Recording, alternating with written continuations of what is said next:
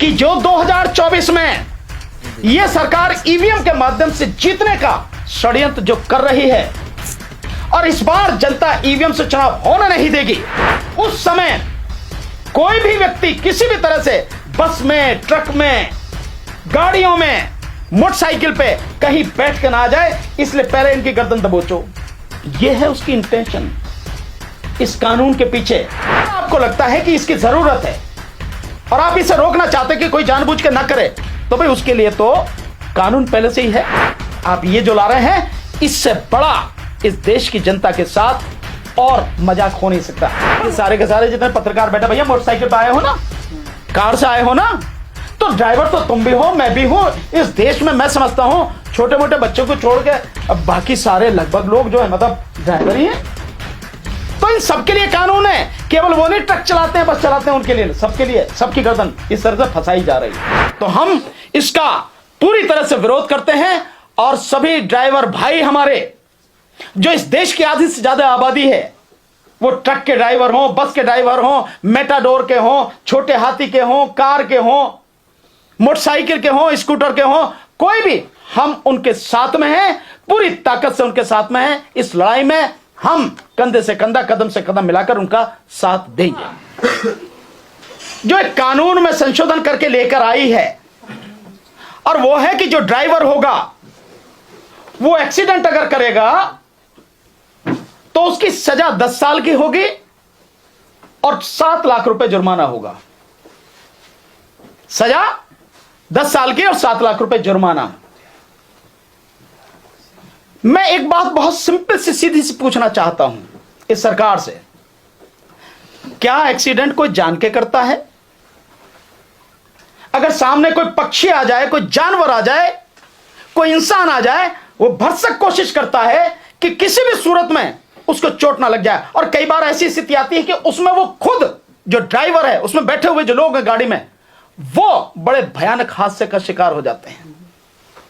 मैं एक एक्सीडेंट को जानता हूं, ऐसे कितने ही हैं, पर मैं एक एक्सीडेंट का उदाहरण देता हूं। बीजेपी के ही एक एमपी रहे हैं, संघप्रिय गौतम, नाम भी लेता हूं। वो लखनऊ की तरफ जा रहे थे गाड़ी से, एम्बेसडर गाड़ी में ऐसे ही एक व्यक्ति को, साइकिल वाले को बचाते हुए उनकी गाड़ी एक गहरे उसमें पोखर में, जोहड़ जिसे बोलते हैं, पूल, तालाब जिसे अंग्रेजी में और हिंदी में बोलते हैं, उसमें जाके गिरी। उनके परिवार के 4 लोगों की मौत हुई, 4 लोगों की, जिसमें उनका बेटा भी था। उनका बेटा, 4 लाशों का अंतिम संस्कार बुलंदशहर में हमने खुद, हम सब ने मिलकर वहां किया था। स्थिति क्या रही होगी आप इसका अंदाजा लगाओ। तो कोई भी जानबूझकर एक्सीडेंट नहीं करता, एक्सीडेंट हो जाता है। एक्सीडेंट यही तो नाम है, घटना, दुर्घटना हो जाता है। अब उसमें इतनी कड़ी सजा का प्रावधान कर रहे हो। अगर आपको लगता है कि इसकी जरूरत है और आप इसे रोकना चाहते कि कोई जानबूझ के ना करे, तो भाई उसके लिए तो कानून पहले से ही है। अगर कोई व्यक्ति जानबूझकर एक्सीडेंट करता, चोट मारता है, तो नियत देखी जाती है, इंटेंशन कानून में, तो उसके लिए तो कानून है ऑलरेडी। अगर वो किसी की हत्या करता, कराया जाता है, बहुत से लोग एक्सीडेंट के माध्यम से मरवाते हैं लोगों को, उसके लिए तो कानून है। आप 302 में उसकी नियत है, क्योंकि जो वो सारा जो सवारी है, यानी जो गाड़ी है, वो हथियार के रूप में इस्तेमाल होगी ना, उसके लिए 302 का कानून है। आप ये जो ला रहे हैं, इससे बड़ा इस देश की जनता के साथ और मजाक हो नहीं सकता। पर मोदी सरकार का तो ये काम ही है, कोई नई बात थोड़ा ही है। ये जो ड्राइवर अपने आप को बड़े वो समझते थे कि नहीं, मोदी सरकार बहुत बढ़िया है, बहुत अच्छा मानती है, वो सारे के सारे आपसे सामने आ गई। केवल इतनी बात नहीं है, कानून क्यों लाया गया है, इसके पीछे बहुत गहरी साजिश है। ये कानून केवल सामने से दिख रहा है कि जो वो है ड्राइवर हैं, उनको सजा देने के लिए। भाई ड्राइवर तो कौन है? आप भी ड्राइवर हो। ये सारे के सारे जितने पत्रकार बैठे, भैया मोटरसाइकिल पे आए हो ना, कार से आए हो ना, तो ड्राइवर तो तुम भी हो, मैं भी हूं। इस देश में मैं समझता हूं छोटे मोटे बच्चों को छोड़ के अब बाकी सारे लगभग लोग जो है मतलब ड्राइवर ही हैं।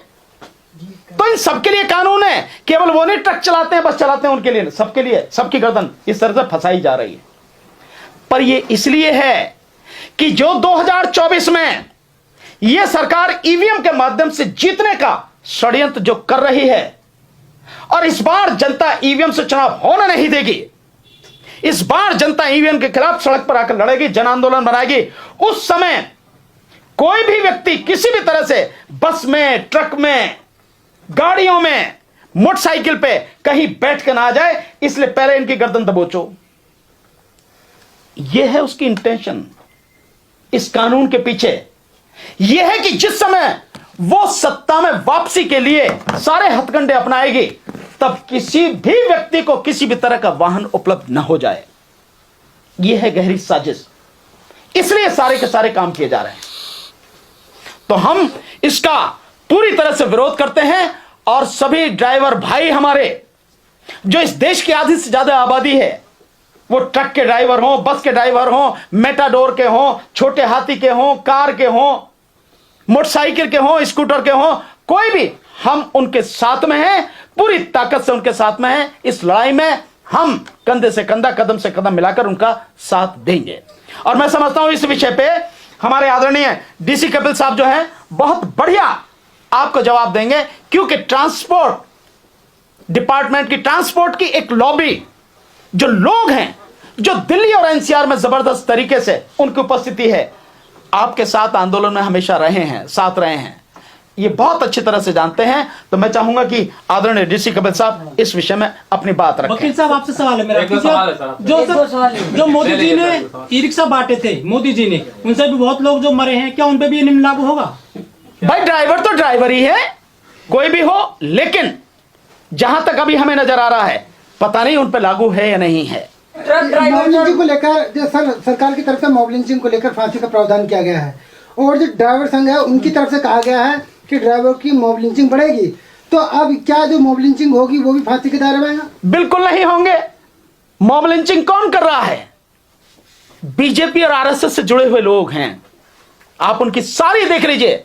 गाय के नाम पे कौन मार रहा है? विश्व हिंदू परिषद के लोग, बजरंग दल के लोग, यही लोग मार रहे हैं ना गाय के नाम पर, यही लोग मार रहे हैं ना। तो मॉब लिंचिंग कौन कर रहा है? बीजेपी, आरएसएस, उनसे जुड़े हुए संगठन, उन्हीं से जुड़े हुए लोग हैं।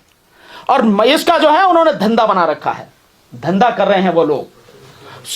वो लोग हैं, आपको दिखाने के लिए बना दिया कि उनके लिए कड़ा कानून है, फांसी की सजा।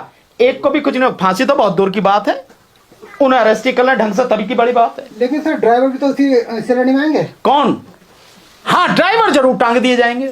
अगर ड्राइवर भी उसी श्रेणी में आ रहे हैं ना, कि वो भी मॉब लिंचिंग कर रहे हैं, तो वो निश्चित रूप से टांग दिए जाएंगे। रही इसकी बात, मॉब लिंचिंग बड़े आराम से रुक सकती है, इसके लिए किसी कानून की जरूरत नहीं है। जो आरएसएस और बीजेपी के मुखिया हैं और जो इनके संगठनों के लोग हैं, इन्हें यही तो कहना कि हमारा कोई भी आदमी किसी भी तरह से कोई मॉब लिंचिंग नहीं करेगा। मॉब लिंचिंग में कौन मारा गया? मॉब लिंचिंग में अधिकतर मुसलमान मारे गए हैं। सर, अलग अलग जगहों पे जो प्रदर्शन हो रहे हैं, महाराष्ट्र, यूपी, गाजियाबाद, तमाम जगहों पर पेट्रोल की जो है खपत, मतलब पेट्रोल कम पड़ गए हैं तमाम जगहों पर 50% तक, और गृह मंत्रालय इस पे नजर रख रहा है इस पूरी घटना को लेकर, क्या कहेंगे? भैया किसी पे नजर नहीं है उनकी। उनकी आंखें क्या है नहीं क्या, उन्हें नहीं दिखता, उन्हें समझ में नहीं आता। सरकार का मतलब ये नहीं कि पहले करो और फिर देखो कि क्या होता है। सरकार का मतलब है कि सारी चीजों का आकलन पहले कर ले कि इसके संभावित परिणाम प्लस और माइनस क्या हो सकते हैं, पक्ष और विपक्ष में कहां तक जा सकते हैं, फायदे क्या हो सकते हैं, नुकसान क्या हो सकते हैं, उसके बाद में कानून लाना चाहिए। पर यह सरकार तो ऐसी है, नोटबंदी करती है और उसके बाद में लोग अपने ही पैसे के लिए सड़क पर मर जाते हैं। और सरकार दिन प्रतिदिन उनमें कानूनों में, उसमें नियमों में बदलाव करती है। ऐसी जीएसटी लाती है और जीएसटी में हजारों तरह के उसमें बदलाव कर दिए गए, बावजूद उसके आज भी ठीक से नहीं वो सारी चीजें आ रही काबू में। ये सरकार।